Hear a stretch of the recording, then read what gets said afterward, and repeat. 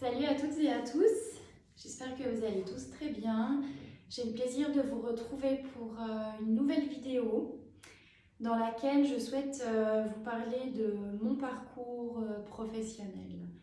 Cette vidéo a pour but de vous permettre de me connaître davantage, ça me semble important.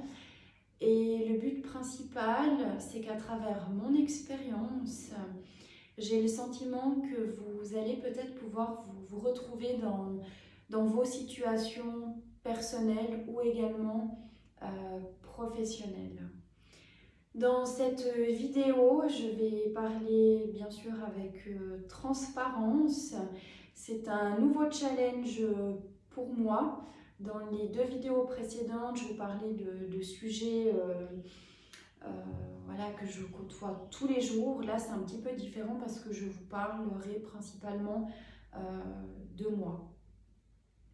Mais comme je l'ai dit tout à l'heure, ça me semble très important.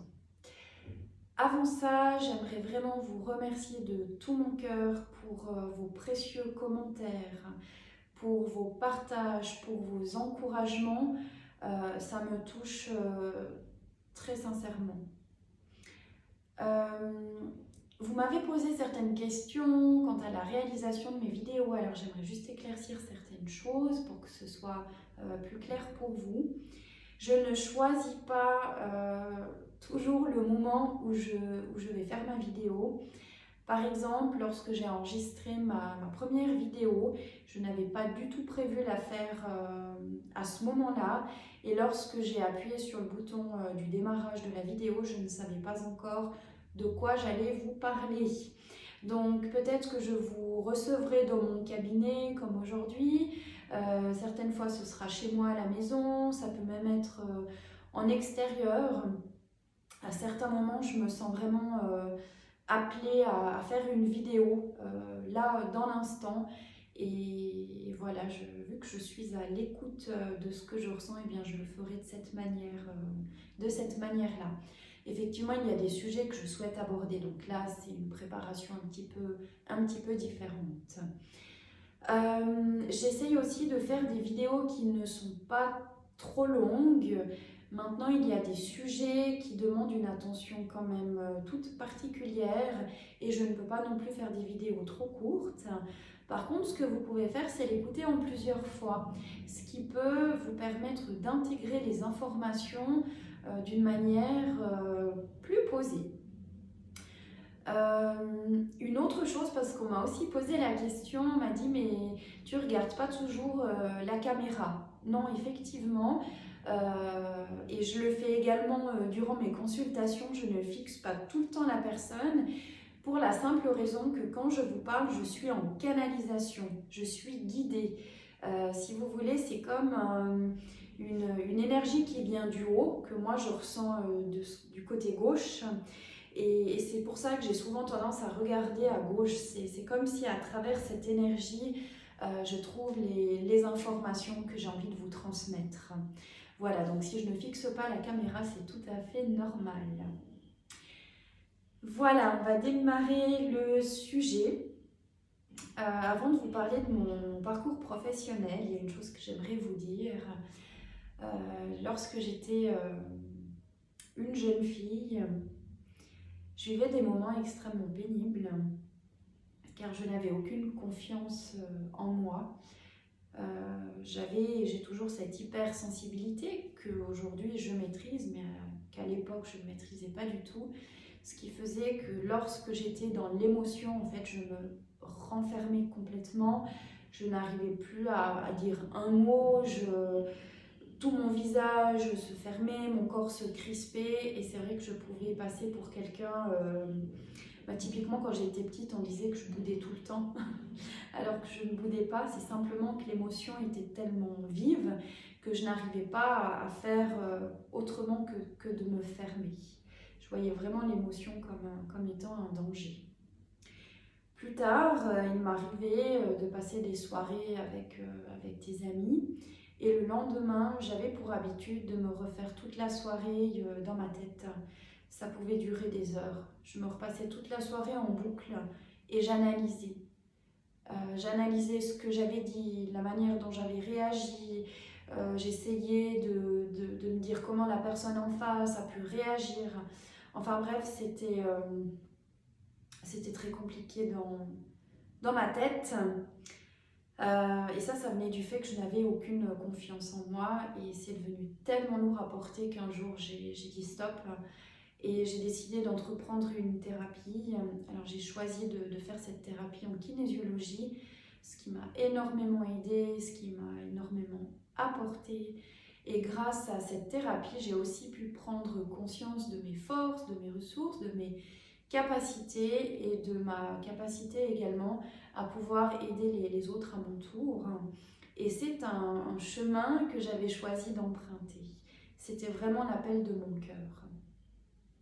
Par contre, à cette période-là, j'étais employée de banque et j'aimais beaucoup mon travail. Et je me suis retrouvée dans une dualité. Il y avait cet appel du cœur qui était de devenir une thérapeute.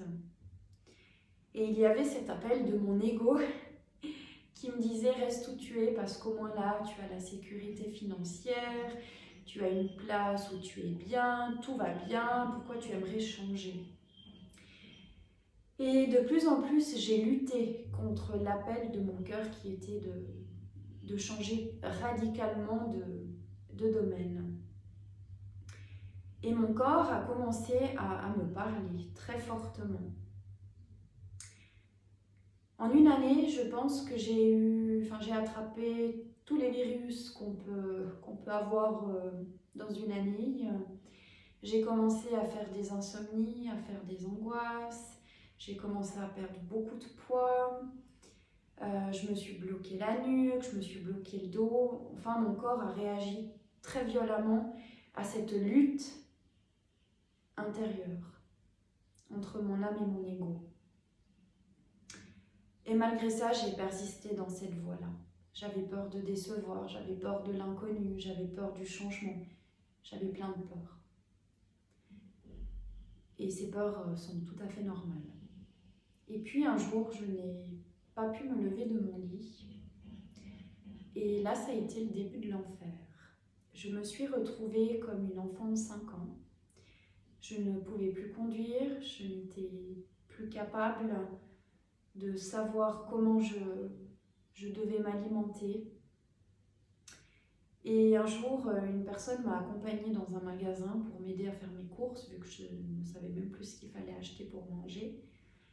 Et lorsque nous sommes arrivés à la caisse, eh bien entendu, il fallait prendre les aliments dans le caddie pour les mettre sur le tapis roulant.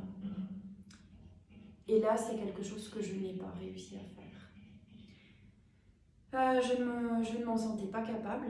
Donc vous imaginez prendre une brique de lait, la poser sur le tapis roulant. Je me disais, je ne vais pas y arriver.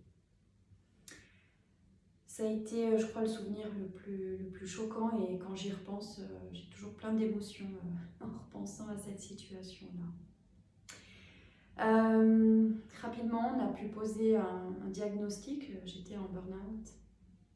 Alors, c'était pas un burn-out de surcharge de travail. J'ai simplement vécu cet épisode de ma vie pour me permettre que je n'étais vraiment plus du tout à ma place. Et à quelque part, mon corps m'a aidée. Il m'a aidée à lâcher. Il m'a aidée à faire le pas parce que bon, je n'avais plus le choix. Et aujourd'hui, ce burn-out, je le vois comme un cadeau. Un cadeau qui m'a permis d'être là où j'en suis aujourd'hui.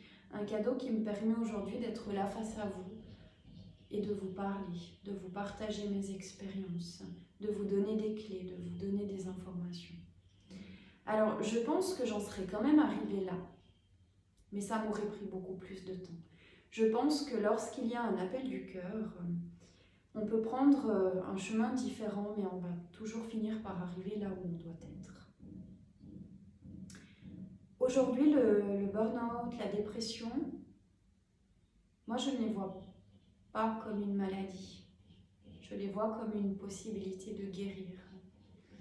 À travers ces situations, on a la possibilité de découvrir qui on est réellement en se libérant de nos blessures, en se libérant de nos conditionnements, en se libérant de nos croyances limitantes. Je le vois vraiment comme une chance de pouvoir guérir, de pouvoir aller vers cette authenticité, de pouvoir être qui on est véritablement.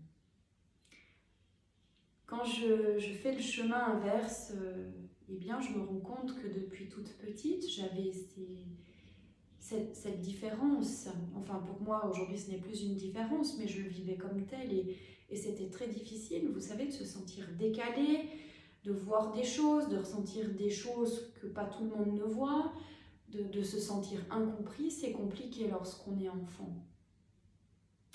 Et puis plus tard, lorsque j'ai terminé ma scolarité obligatoire, j'ai mis du temps à trouver ma voie. J'ai essayé différentes choses et rien ne me convenait. Parce que depuis longtemps, je savais, je ne le savais pas, mais il était prévu pour moi que je sois dans cette entraide. Bien sûr, ça, je ne le comprenais pas à l'époque. Et toutes ces situations m'ont permis de cheminer. Alors, qu'est-ce qu'il s'est passé lorsqu'on a posé un diagnostic? Eh bien, j'ai été en arrêt maladie. Et ça a été très compliqué pour moi, avec mes valeurs et mes croyances de l'époque, de me dire que j'étais toujours employée au sein de cette entreprise alors que je ne travaillais pas était pour moi très difficile et j'avais l'impression que ça me rendait encore plus mal. Et un jour, j'ai décidé de quitter cette entreprise et j'ai fait quelques mois de chômage. Et vu que je n'avais pas tout à fait bien compris la leçon, je suis repartie dans un travail d'employée de commerce qui s'est très mal passé. Je ne me sentais pas du tout à ma place. Enfin bref, il y a eu différentes choses qui n'ont pas été simples. Et avec le recul, je me dis que ça ne pouvait pas se passer autrement, parce que ce que mon âme me disait, c'était d'arrêter tout ça et de me lancer en tant que thérapeute. Et puis, un jour, c'est ce que j'ai osé faire. Alors avec l'aide d'une personne chère à mon cœur qui saura se reconnaître si elle écoute cette vidéo, un jour j'ai osé. J'ai osé faire le pas, j'ai lâché prise, je me suis dit ok, de toute façon je ne peux plus continuer comme ça, je suis en train de m'éteindre, je ne sais pas comment je vais finir, je perdais toujours plus de poids. Je me suis dit maintenant stop, je me lance et on verra bien. Voilà. J'ai fait confiance. Et j'ai bien fait, j'ai bien fait. Et depuis là, je n'ai plus de maux physiques. Comme par enchantement, ils sont partis. Je n'ai plus été bloquée physiquement, je n'ai plus d'insomnie, j'ai retrouvé un poids tout à fait normal. Et encore aujourd'hui, c'est vrai que c'est très rare que je sois malade.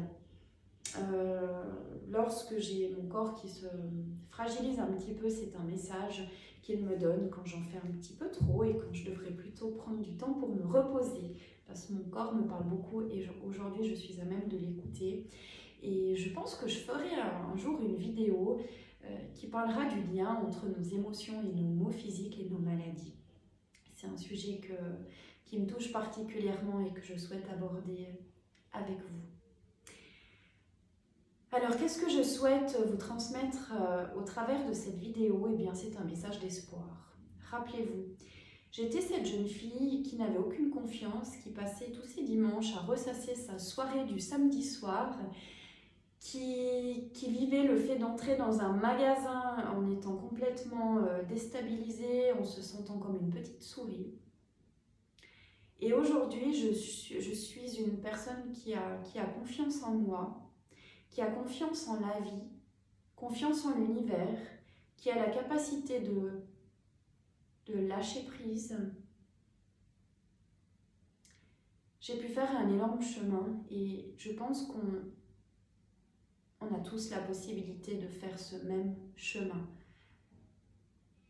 Rappelez-vous, j'étais aussi cette personne qui luttait contre l'appel de son cœur. Et j'ai finalement réussi par oser. Et là aussi, il y a un message d'espoir que j'ai envie de vous transmettre. Ce n'est pas parce que vous vivez une situation difficile que cette situation va s'éterniser. Alors bien sûr, ça demande du travail, ça demande de s'affronter, ça demande de la rigueur, ça demande d'oser, mais c'est possible. Et c'est le message que j'avais envie de vous transmettre aujourd'hui. Je vous remercie pour votre écoute. Si vous avez des questions, vous pouvez laisser un commentaire sous cette vidéo. Je vous répondrai très volontiers. S'il y a des situations que vous vivez qui sont difficiles et avec lesquelles vous auriez besoin d'une petite guidance ou d'un petit coup de pouce, je vous laisse également me contacter. Je vous laisse mon adresse mail dans le descriptif de cette vidéo.